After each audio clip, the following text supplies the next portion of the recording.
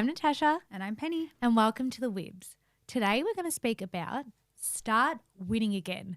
This is the confidence boost you needed.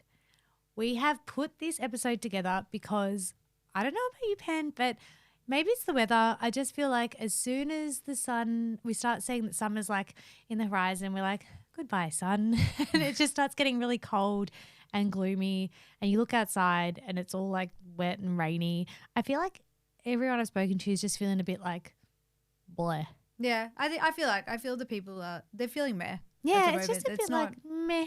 And I just think like I get it. They're called the winter blues for a reason. Yeah, completely understand. We need some vibes to like pick our friends up, but also I think that it gets into this time of the year and people, you know, the Christmas holiday break is like a million years away. Yes. And you get into like the thick of it. You're like, oh my God, like you're just basically having to like claw back through the year. You know, you've got a couple more months of winter to come. And you're like, and if you're not going away to Europe, so some people like Penny. Yes, this will be out when I'm in Europe. Maybe I'll be the worst person to get this advice from at that point. But you know, if you're not going, you're the one who's like scrolling through and being like, yeah, very depressing. I'll try and limit my content, but I think please give it to us. We need that escape. No, but shit happens. Yeah, it's shitty. There's some shitty things that are happening. You know, with inflation rates, things are happening, like redundancies are happening all over the world. Things just aren't that. Yeah, it's a challenging time. It's a challenging time for pretty much every single person I've spoken to. And I think when things are really challenging, what we've always spoken about is things are challenging, but sometimes you just, as a leader, sometimes need to be that voice who's just like, okay, we've got this. It is what it is. You can see everything else around you feeling not that great. And we want to be that voice in your ears to be like, let's get that confidence back. You have got this. This is you. We believe in you. And this is what we wanted this episode to be. No negatives. This is completely positive. And we want you to feel like you're winning again.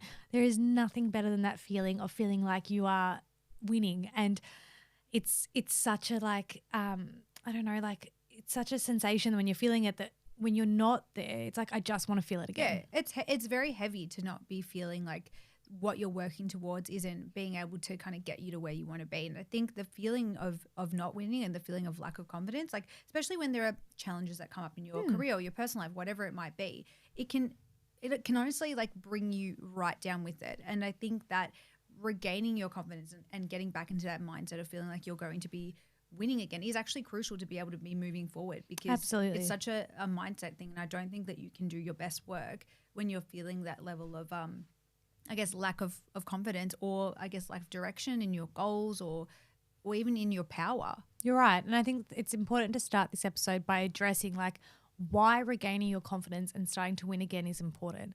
And I think it is because confidence plays such a key ingredient for success and fulfillment. If you don't feel confident in what you're doing, then that kind of sets everything else up to fail, to be honest, because you don't feel confident about it. And I was actually listening to an incredible podcast yesterday, and it was talking about confidence, and it was saying how it was On Purpose by Jay Shetty. Yeah. I'm sure everybody listening to the Kim Kardashian episode. No, actually I saw that after I got targeted real good, but it was actually a confidence episode because one of the tips that I speak about later here is, you know, when you're not feeling super confident, it's about surrounding yourself with information and key tips and just putting things into your ears that will help. Yeah. Positive things that will help. And one of the things that he said that I absolutely loved about confidence in particular was you don't have to be like super confident in everything you do, but find one skill that you absolutely smash and be the master at that one skill. And that will give you confidence for everything else because you know that you've got this one skill.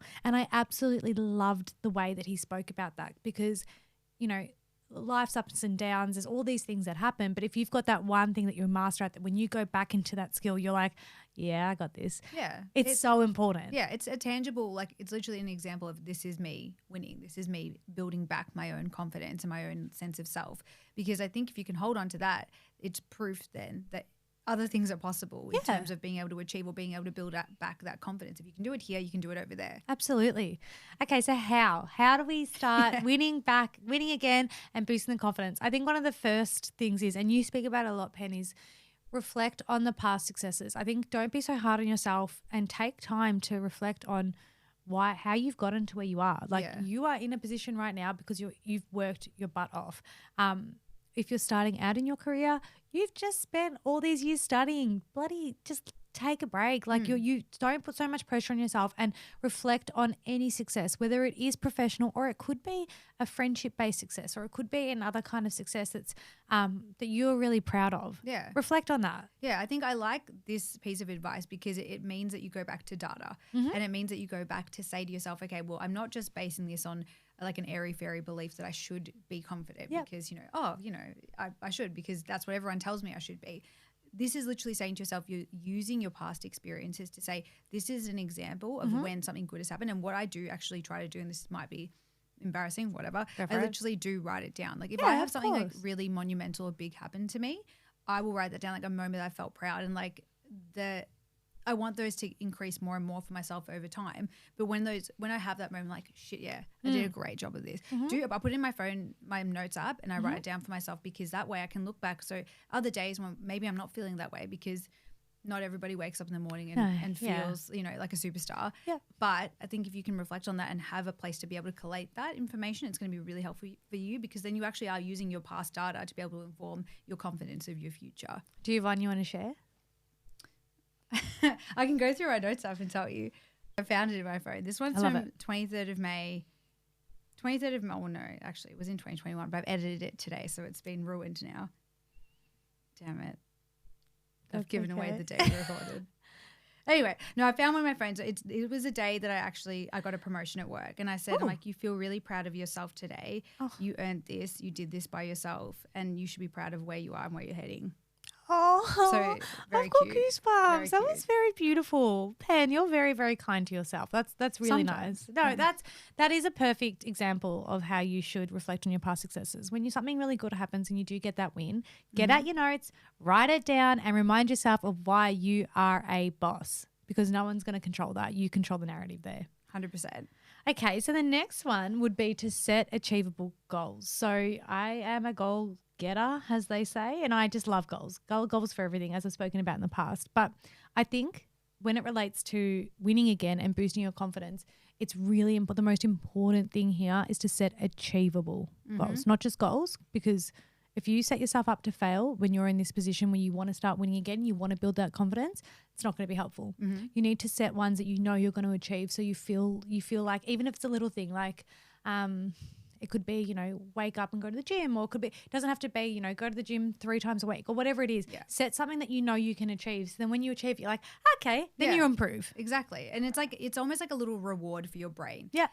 I do this thing each day when I have a to-do list, and like the to-do list has like a lot of more intense like project-based tasks on it. But what I also have each day is like a email inbox cleanup. And when I do that for myself, and this is something that took like years of getting into the habit of doing that. Some people come out naturally being able to do this. This is not my forte. But having that and being able to tick that off each day makes me feel like I've had an element of control, and I feel like, okay, cool, I've got my shit together. Because a big part of confidence is feeling like you've got a level of control in your life, and being able to have these goals where you can tick it off and have that almost like Pavlovian positive response and reinforcement. Absolutely.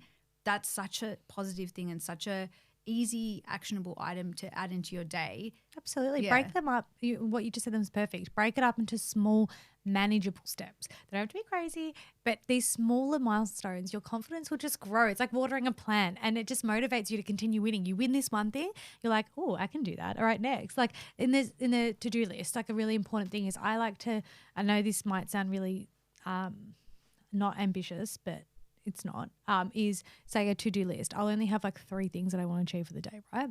Now I know should the capabilities arise, I'll be able to do more than that, absolutely. But I need to look at what I've got on in all the project management boards, what I've got on in life, and I need to just break it down to the 3 most important things I can do today. If I do nothing else, but I just do these 3 things, I've won the day. And I think 3 for me is, and this is just me, is manageable. For me, I'm like, I can manage this. These 3 I can manage. I think anything else I look at and I'm like, how am I going to do this? This is like, oh, no, like all that stuff. But I think making it manageable, and then you win. And then if you've done those 3, amazing. Just add more on. I'm sure you got more work. Yeah, exactly.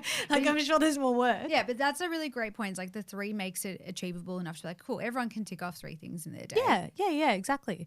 And then the next one is, which this one I think takes the longest to develop. Mm-hmm. And that is to embrace a growth mindset.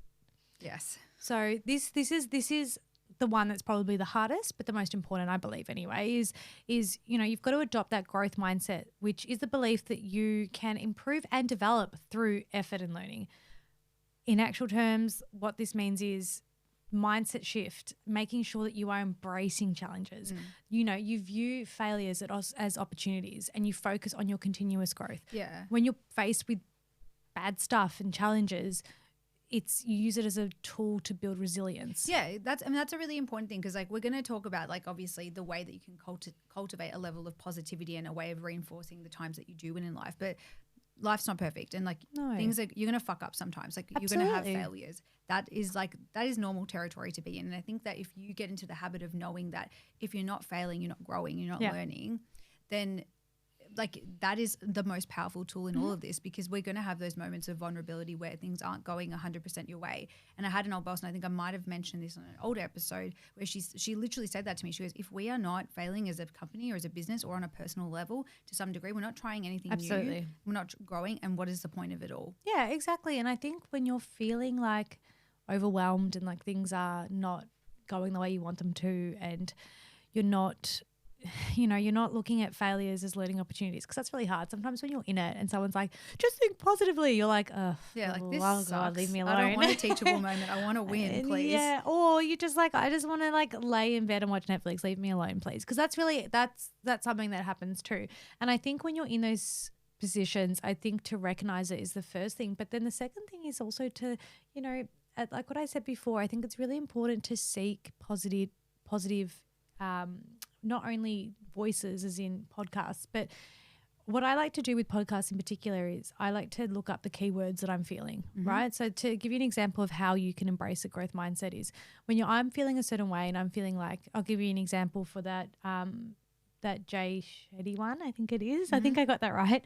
By the way, like, as I know I have a podcast, but I don't really listen to podcasts that much. So this is the reason why he's like the biggest podcaster in the planet. And I'm like not able to say his name just because I need to get into podcasts more. But I use podcasts as a means to an end. And for me, I've been feeling really just like not myself. I've just been feeling like a little bit, it does happen when you go out on your own. I've been around a team for so long. I've left a business that I absolutely adore.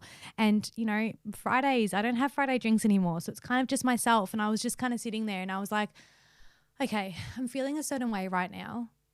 What's the biggest thing that I'm feeling? Okay, you're out on your own. You're feeling a lack of confidence right now. Okay, look up in Spotify, confidence. Build confidence. Like, how do you build confidence? And that's where I came across this amazing podcast and I was listening to it. And to be completely honest, I listened to it. I started making myself lunch and I felt a mindset shift almost happen straight away, because it's almost like a mentor in your ears, which was so lovely. And yes, it's not always that easy. I completely respect that, but it's going to get you closer to a better mindset than not. I really believe that. Yeah, and I think it's like you continue to build that around yourself. You continue to find those positive influences, and whether it be a podcast or an audio book or literally people in your life that can help reinforce that message to you, because everybody has that in some capacity in their lives. I really do believe that. And I think it's just about being able to build that up, being able to find those people that do believe in you and your abilities. Absolutely. Because sometimes other people are better able to articulate and see you better than you can see yourself. Yeah, well and then so tip 4 is to surround yourself with positive influences. Exactly what you said, Pat. You've got to surround yourself with people that will fill up your cup. I and it can be different people. Like, some people are different for different reasons. Like, I've got friends that I go to for that hard conversation. Like, when I need to be told something, I know the friends that I go to, but then I've also got my comforts that, and they can both play in either, but I've also got my comforts where I'm just like, do you want to just veg out on the couch and just like not talk, or just like talk about like bitchy reality TV and like who Tom Sandoval slept with now, please? I don't know who that is, but I'm the fact that you don't means you need to learn. Because Vanderpump Rules, please. If anyone's got any, just as a side note, please DM me like any Vanderpump Rules stuff. Like I'm actually incredibly obsessed. Like it's actually becoming a bit of a problem now. But anyways, we can talk about it another. I'll do a whole episode on. I'll do a solo episode. I'm obsessed. Anyways, I have a photo with him, by the way. Side note, I'll post that. But anyways, yeah. Is this Vanderpump? Vanderpump's the lady or the man or both? The lady, Okay. and the man, her beautiful husband Ken. But anyways, I know the restaurant, the Pump restaurant. Yeah, I just don't know anything about anything. I will else do about an it. educational podcast if you for could you, do and for all a the flow listeners, chart should you about want this. should you want to know, if you know what I'm talking about though, mad respect. So, anyways, as we were saying, surround yourself with those positive influences. Seek out, the supportive and beautiful, positive people in your life. If you feel like people aren't, filling up your cup, that's okay. It's okay to take time for yourself and just to surround yourself with those positive influences, whether it's family, friends. And to be completely transparent, if you don't have that in your circle, which is completely fine, that's, I've been through moments like that before. I remember in my mid-20s, I went through a huge friendship cleanse, unfortunately, and it wasn't really nice, but it was something that I've still got, my besties from when I was 10, but there were some people that just weren't serving anymore, and that's fine to them, fine to me. We just kind of separated ways. And I think in that case, it's probably important to seek out mentors and, join communities and, join the gym, join classes where you can speak to people in the same, demographic or people that you want to be around. Their encouragement and their guidance will help fuel that confidence. I really believe that. Yeah, I 100% agree with that. And so our fifth and final tip is practicing self-care and self-compassion. So I think that when you're feeling a bit on a downer, or if you're feeling like you're not having that level of confidence in yourself, you're not winning, I think you do need to go back to the basics and start taking care of yourself, both physically and mentally and emotionally. Yeah. So that can basically mean like you start to look at prioritizing the activities that you know are going to bring you joy, that you know are going to rejuvenate you. Like it sounds like such a silly thing, but I have like a little like Saturday morning routine that I would go and do by myself. Mm-hmm. It does not involve any form of exercise at all. Tell us. It's kind of like boring for some people, but I like to go, like I want to go to my favorite area. I want to go grab a coffee. Mm-hmm. I want to go grab a bunch of flowers. I want to walk around, listen to my audiobooks, listen to my podcast, and just have a bit of like downtime for myself to be able to just be in my own space. It sounds like a small thing, but I find that rejuvenating. I really do. And I feel like being able to be in that ritual and that habit is like, okay, I've carved out that time for myself. That's self-care, that's self-compassion in some level, in some way. And other people have different styles. People like, exercise. I heard it's great. I don't do it, but it sounds fun. I use exercise for me as a emotional crutch, to be honest. Like if I don't exercise, I had a couple of weeks ago, my back seized up from just going way too hard, too fast. And those 3 days of where I couldn't move were for me really hard to practice that self-care, because my self-care, I put so much into just like, for me, exactly like what you said, Pen, when it's like going to get a coffee, like I'm definitely not fit. And if you saw me like on a cross trainer, you would laugh. You would actually start laughing. You would start laughing at me. I'm like sweating after 2 minutes. But regardless, for me, it's not about fitness, to be completely transparent. For me, it's about like just doing something for my body that I can control. Mm-hmm. There's so much I can't control right now about how I'm feeling and what's happening, but I can control what I put into, what I put doing something nice for my body. Mm-hmm. But then the other way of saying it is like that self-compassion where, and I think the world's changed a lot. I think 10, 20 years ago, it wasn't as encouraged. I don't think that, taking those self-care days, I think COVID kind of probably pushed us towards that direction, which I appreciate. Like I scroll on TikTok now and there's a lot more of that narrative about it's important to take a day off, take that self-care. That wasn't around when we were teenagers. That's 100%. It was like it was girl boss. It was culture. It was you're upset, eat carrots and shut up. Like it really wasn't anything like, take a day off. And I really appreciate the messages that are going out to the younger generations now, because I wish I had done that. I wish I hadn't put so much pressure on myself back then. And I just kind of like, if you're upset, yes, take a day off. You want to build that confidence back. And sometimes, there's introverts, they say introverts, get their energy from time away from people. Completely fair. Extroverts don't. I know for a fact with me, when I don't be around people, I go crazy and I just like turn into this like, I don't even know what, but I need humans. But that's extrovert versus introvert. But find out what that self-care is and prioritize that. Yeah, exactly. And don't go back to the millennial toxic positivity. When you said that before, I thought there was a quote I remember. It was like so lame. It was like, I'm ready. Put on some like if they had like a bad day, it's like put on some gangster rap, put out your hair in a bun and handle it. I'm like, No, not yeah, good. Don't be like it that. was just so toxic. Like, I don't know if you've saved any of your like girlfriend or what was the other one, Dolly magazines, but oh my God, the fact that that was what I was consuming, where it was like, got a date, drink 7 gallons of water to make sure you're skinny beforehand. Like, I look back at that and I'm like, wow. I look back at what we've got now and I'm like, guys, please just be really happy. Be happy. Be happy that you're better than us. Be happy. No, but it is a practice, and it's like, so where you can put in place those, I guess, those opportunities for self-care, for self-compassion, it will really see and pay dividends in the long run for your mental health and also for your confidence. Absolutely. So to wrap it all up, I really, really, really want anyone listening here today, please back yourself. You are the most important person in this world to you right now. And no one can tell you what kind of person you are. No one can tell you what kind of leader you are. You are the person who controls that. And you need to control your narrative. Embrace the process. Be patient. It is unique. It's fine. Everything is going to be okay. Just back yourself and trust yourself and build that confidence back because you deserve it. Do it for yourself. 100%. Okay, guys. Well, thank you so much for listening, and we will be in your ears again next week. But please like, rate, review, comment, share this. If you know someone that needs to kind of have a bit of a pick-me-up at the moment, we would be so, so grateful. Thank you. Thanks. Bye. Bye.